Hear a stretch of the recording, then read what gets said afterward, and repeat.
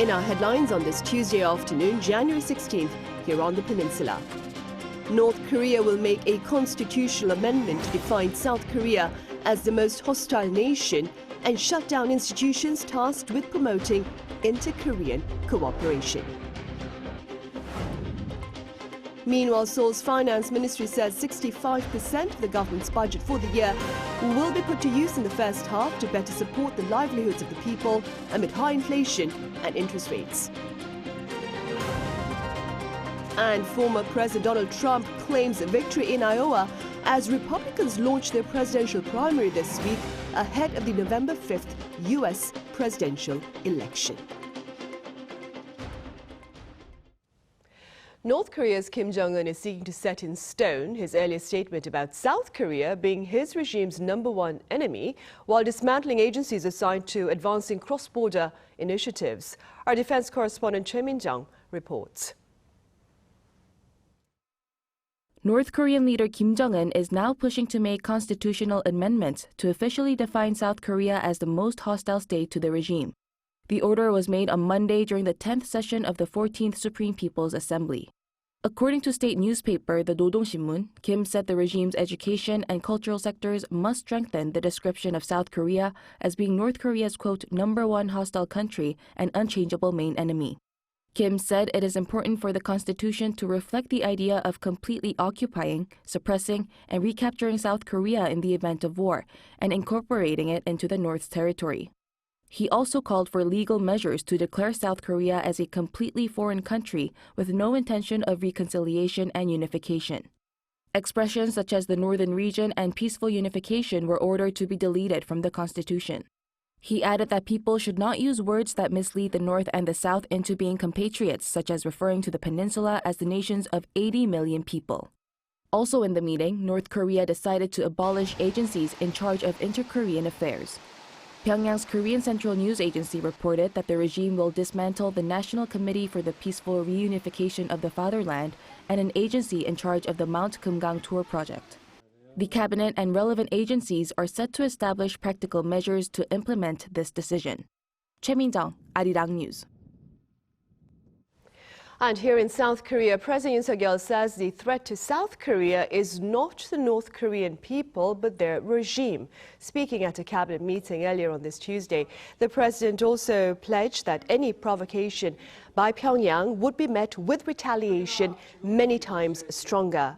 President further urged for unity among South Koreans and the government against North Korea's propaganda, adding that the regime's decision to define South Korea as an enemy proves its defiance of history. Meanwhile, starting this Tuesday until next Thursday, the South Korean Navy is partaking in a U.S.-led multinational anti-submarine warfare drill known as Sea Dragon 2024 in waters of Guam. Now, 5 countries, including South Korea, the U.S., Japan, Australia and India, are participating in the annual joint exercise. The drill largely involves tracking and identifying submarines in response to maritime security challenges in the Indo-Pacific region. South Korea's Navy has dispatched a P-3 maritime surveillance aircraft and some 40 sailors. The government is looking to front-load a bulk of its budget for this year as part of efforts to ease the cost of living for ordinary citizens. Our correspondent Lee Soo-jin explains. South Korea is set to spend heavily in the first half of the year in a bid to improve people's livelihoods. The finance ministry announced during an emergency economic meeting on Tuesday that the government will spend a record 65% of the central government's funds for the year during the first 6 months of 2024. This comes as South Korea continues to see weak consumption due to high inflation despite signs of economic recovery. While the economy is showing a recovery mainly due to exports, it is expected to be difficult for people to feel this recovery in their daily lives during the first half of the year due to high inflation and interest rates. Including local government funds, the government's plan to spend around 350 trillion won or some $260 billion in just the first half of 2024. And a significant portion of it is set to be allocated to welfare for vulnerable groups, job creation, and social overhead capital projects. The government is also moving to stabilize prices of 16 commodities in high demand to ease the burden of inflation ahead of Seollal or the New Year holiday. It aims to maintain the average prices of 16 Lunar New Year holiday commodities, such as apples and pears, below 2023 levels. It would also help provide discounts of up to 60% on agricultural, livestock, and fishery products. We plan to supply a record 260,000 tons of high-demand products and provide discounts to manage prices at levels lower than last year's. There will be a focus on keeping the increase in prices of apples and pears in the single digits. State-run expressway tolls will also be waived throughout the Lunar New Year holiday from February 9th to February 12th. To accommodate the increased demand for air travel over the holidays, the government also plans to increase international flights by around 10% compared to the end of last year. Lee Soo-jin, Arirang News. And now, as alluded to several times in our previous newscasts, Korea's auto exports last year did indeed post an all-time high. And this time we have the final tally from Seoul's Trade Ministry to prove it. Our An Sung-jin reports. South Korea's automobile exports hit a record high in 2023. According to the Trade Ministry on Tuesday, the total value of exports last year reached $70.9 billion. More than a third of that figure came from eco-friendly vehicles. The total value of exports in 2023 is an increase of 30% compared to that of 2022. In terms of production, 4,240,000 cars were produced, exceeding the 4 million mark for the first time since 2018. This is largely due to a recovery in the supply of automotive semiconductors. Nearly 70% of the cars manufactured in South Korea were exported, with North America being the main market, followed by the EU. Also in 2023, the auto industry created the highest number of jobs within the country's manufacturing sector. The government aims to further bolster competitiveness in the electric vehicle sector by innovating regulations for the industry, extending tax benefits, and investing in establishing large-scale manufacturing facilities in areas including Ulsan City. Han Sung-jin, Arirang News. And semiconductors pushed the volume of Korea's ICT exports to an annual high for the year in December. According to the Trade Ministry on this Tuesday, December's total amounted to some $18.3 billion. Now that's up over 8% on year. Chip exports, for their part, posted some $11.1 billion in December amid rising prices and higher demand. By region, exports to China, Korea's largest trading partner for the ICT sector, saw an on-year jump for the second month in a row. Staying with Seoul's Trade Ministry, officials there have also shared their latest blueprint on fostering the nation's robotics sector. Our Moon Hye-ryeon has details.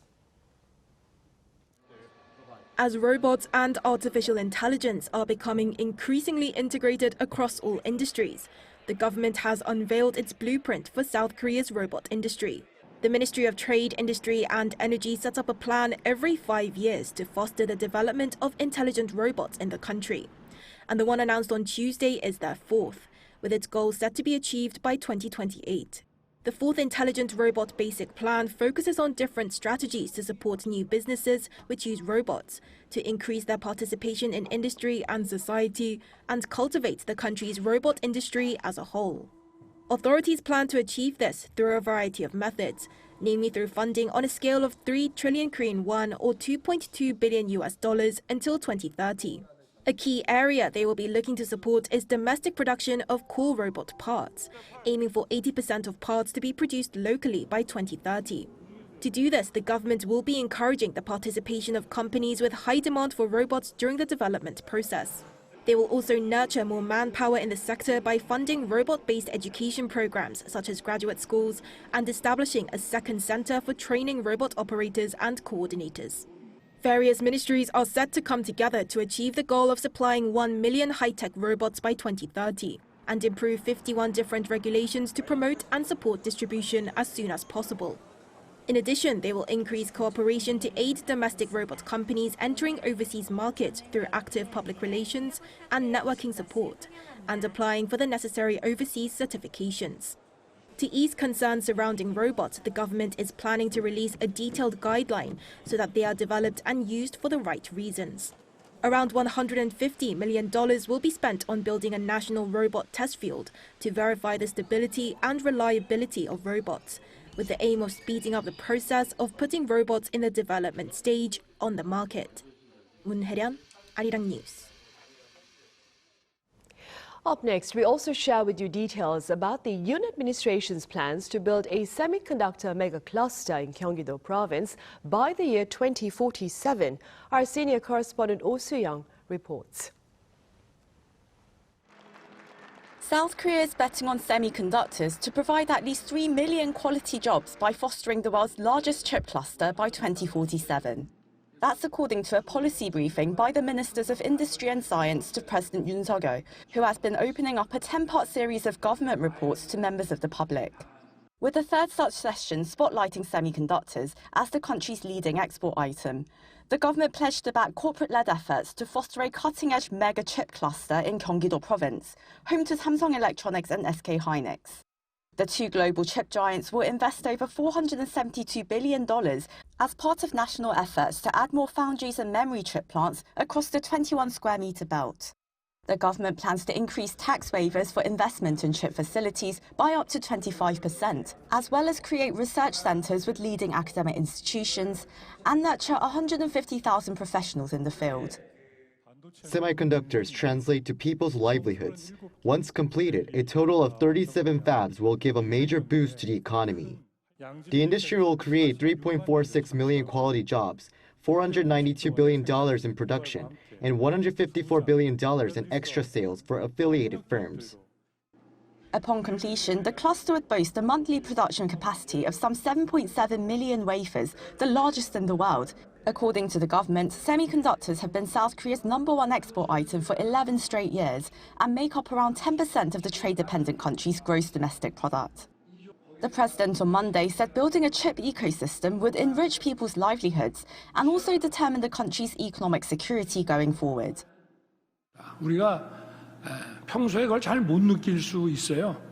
이게 반도체 공장이 만들어지면서 거기에 따른 이런 생태계가 조성이 되고 전후방 이런 동반 투자 효과가 생겨서 우리에게 이런 일자리가 생기는 건지 못 느끼는 경우가 많이 있습니다만은 반도체라는 거는 그만큼 우리 일반 국민들, 중산층, 서민들의 민생에 엄청난 영향을 주는 산업이라는 것을 우리가 잘 알아야 될 것 같습니다. 그러다 보니까 지금 선진국들은 이런 반도체 메가 클러스터를 구축하기 위해서 아주 치열한 전쟁을 벌이고 있습니다. To become a first mover in cutting-edge chip technology, Yoon called for all-out support, including sufficient electricity from nuclear energy to power the cluster. Large-scale fabrication plants in Yongin City alone are expected to require 10 gigawatts of electricity, equivalent to a quarter of the amount consumed in the Seoul capital area. The president also stressed the need for tax incentives, a wider pool of chip professionals, and collaborations with major chip producers in the global supply chain, referring to the administration's supply chain dialogue forged with the United States and Japan last year, as well as a semiconductor alliance with the Netherlands, the world's largest supplier of lithography machines. With the chip cluster up and running, the country aims to increase domestic production of key parts and equipment to 50% by 2030. Oh Soo-young, Arirang News.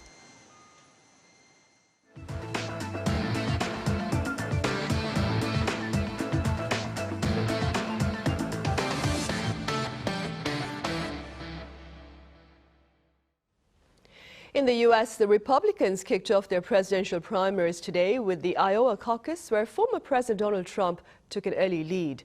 Now, some last votes are being counted as Trump is on course to be declared the winner with around 50% of the votes.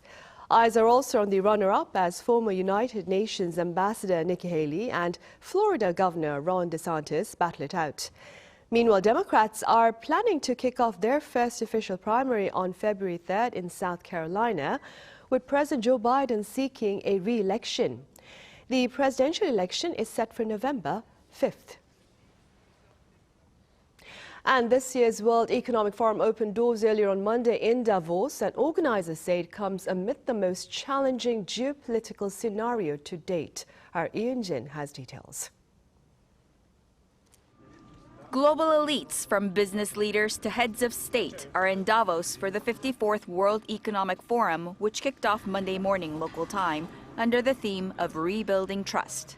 The backdrop of this year's meeting is even more complex, with issues including geopolitical tensions, evolving economic policies, and rapid technological advancements. Founder and executive chairman of the World Economic Forum, Klaus Schwab, gave opening remarks alongside the WEF president and the president of Switzerland. Addresses were also made by Chinese Premier Li Qiang and the president of the European Commission, Ursula von der Leyen. With 2,800 participants from 120 countries, much of this year's focus is expected to be on high-level diplomatic talks on wars in the Middle East, Ukraine, and Africa. On Monday, Switzerland agreed to host the Global Peace Summit for Ukraine at the request of Ukrainian President Volodymyr Zelensky. Further details are set to be worked out starting Tuesday, but Zelensky has said that as one of Russia's key allies, China has a big role to play and called for Beijing's participation in the peace talks. Meanwhile, the Kremlin on Monday dismissed talks in Davos over Ukraine's peace proposals, saying nothing would be achieved because Russia was not part of the discussions. Representing the U.S., Secretary of State Antony Blinken, National Security Advisor Jake Sullivan, and Special Presidential Envoy for Climate John Kerry are in attendance. Leaders from international bodies and civil society groups also joining the forum include the United Nations' Antonio Guterres, NATO's Jens Stoltenberg, the World Health Organization's Tedros Adhanom Ghebreyesus, and Tirana Hassan of Human Rights Watch. And prominent figures related to the global economy at the forum include the International Monetary Fund Managing Director, the World Bank President, and the World Trade Organization Director General. Ian Jin, Arirang News. Meanwhile, over in the Middle East, Houthi rebels are escalating their attacks against American vessels in regional waters, keeping tensions high and Western commercial ships at bay. Our Lee Seung-jae has the latest. Tensions continue to flare in the Red Sea as Yemen's Houthi rebels launched an anti-ship ballistic missile, which struck a U.S.-owned and operated cargo ship on Monday. The attack against the Gibraltar Eagle marks the first time the rebel group have successfully struck a U.S.-owned or operated ship. The Marshall Island-flagged bulk carrier sustained minor damage, but did not report any injuries on board. The attack comes as the Houthis announced their intention to target American ships. A Houthi spokesman added that the U.S., which recently led multinational airstrikes targeting Houthi strongholds in Yemen, was in danger of losing maritime security. He went on to say that all ships from countries participating in military attacks against them are considered enemy targets.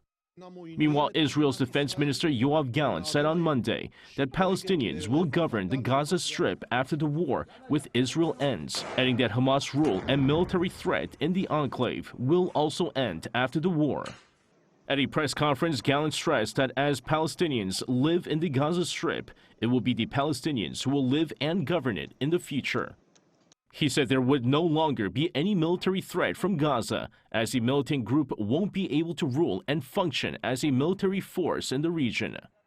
The defense chief added that the future government would be a civilian alternative, but insisted that the Israeli military would have the freedom of operation in order to protect Israeli citizens. Lee Seung-jae, Arirang News. On a light note now, South Korea-born American actor Steven Yeun has won the Outstanding Lead Actor Award at the Emmys in Los Angeles. Now, Yeun has been dominating recent U.S. award events for his role in the Netflix series Beef. This includes wins at the Critics' Choice Awards and the Golden Globes. The Emmy Award for Outstanding Lead Actress in the same category went to Ali Wong. The series won a total of 8 awards Monday evening, including the Outstanding Limited or Anthology Series Award and an Outstanding Directing Award for Series Creator, Korean-American Lee Seung-jin. Team Korea kicked off its AFC Asian Cup campaign with a convincing 3-1 win over Bahrain on Monday. Now, at the Asim bin Hamad Stadium in Doha, midfielder Hwang In-bom got the Taeguk Warriors off the mark in the 38th minute before Bahrain equalized just 6 minutes into the second half. Korea's Lee Gang-in restored the team's lead with a left-foot rocket from outside the box in the 56th minute. He then showed off some quick feet in the Bahrain box in the 69th minute before curling home his second goal to wrap up the victory. South Korea will play Jordan on Saturday for its second Group E match.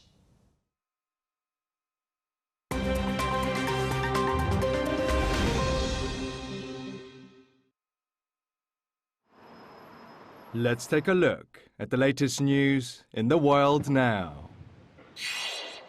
In Taipei, a delegation of former U.S. high-level officials met on Monday with Taiwanese President Tsai Ing-wen and her successor, President-elect Lai Ching-te. 64-year-old President-elect Lai Ching-te of Taiwan's Democratic Progressive Party, which is critical of Beijing, won 40% of Saturday's votes. Monday's U.S. delegation included former National Security Advisor Stephen J. Hadley and former Deputy Secretary of State James B. Steinberg. It was led by Laura Rosenberger, chair of the American Institute in Taiwan, Washington's unofficial embassy on the island. Meanwhile, amid growing tensions, the Central Pacific island nation of Nauru on Monday announced it was severing diplomatic ties with Taiwan. Earlier the same day, Nauru declared intentions to seek former ties with China. This leaves Taiwan with only 12 diplomatic allies around the world. The UN's Food and Agriculture Organization warned Sunday that millions in Sudan are facing starvation amid continued armed conflict. According to an FAO representative in Sudan, more than 25 million people are in need of humanitarian assistance, with 18 million, some 40% of the population, in immediate desperate need of food security assistance. Since the outbreak of armed conflict in April 2023, production of millet in Sudan has almost halved, while maize production has decreased by a quarter. Basic grain prices rose by 200% last year. The war between rival factions in the military government of Sudan has left at least 12,000 dead and more than 7.6 million people displaced. Spain's World Cup winner and Barcelona Femeni's midfielder Aitana Bonmati has won the Best FIFA Women's Player Award for 2023. She beat her Barcelona teammate Jenny Hermoso to win at the 2023 Best FIFA Football Award ceremony at London's Hammersmith Apollo on Monday. Argentina captain and Inter Miami forward Lionel Messi won the Best FIFA Men's Player Award for the third time, beating Manchester City striker Erling Haaland and Paris Saint-Germain forward Kylian Mbappe. The Best FIFA Men's Coach Award went to Manchester City manager Pep Guardiola, while England manager Sarina Wiegman won the Best Women's Coach Award. Brunei is celebrating the royal wedding of Prince Abdul Mateen, the fourth son of world's longest reigning monarch and one of the world's richest men, Sultan Hassan al Bolkiah. The lavish 10-day-long wedding began on the 7th of January. Although Prince Mateen is only the sixth in line to the throne, he gained fame in recent years by accompanying his father on diplomatic engagements. His bride, Anisha Rojna Iza Kalebik, is the granddaughter of one of Sultan Bolkiah's key advisors. Leaders and royals from neighboring countries, including Saudi Arabia and UAE, attended the couple's Islamic wedding ceremony on Thursday. Kim Seong, Arirang News.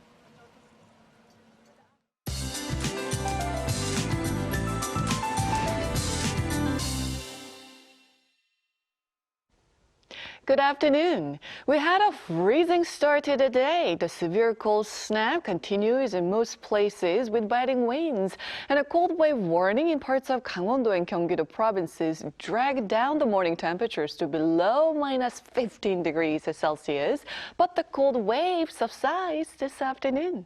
Highs will go up higher than seasonal norms today, and morning temperatures will also hike to above norms from Wednesday. Now, afternoon highs should be 1 to 5 degrees higher this afternoon across Korea, topping out at 4 degrees Celsius here in the capital. Daejeon will see a high of 5 degrees. Busan and Jeju, meanwhile, will see a high of 10 degrees Celsius. Morning sunshine will be joined by more clouds this afternoon, and air quality will be decent nationwide all day today. Instead of a chill, we'll see frequent wintry precipitation for the remainder of the week. East of Gangwon-do province will need to brace for a mix of rain and snow at the end of the week and through the weekend. That's Korea for you, and here's a look at the international weather conditions.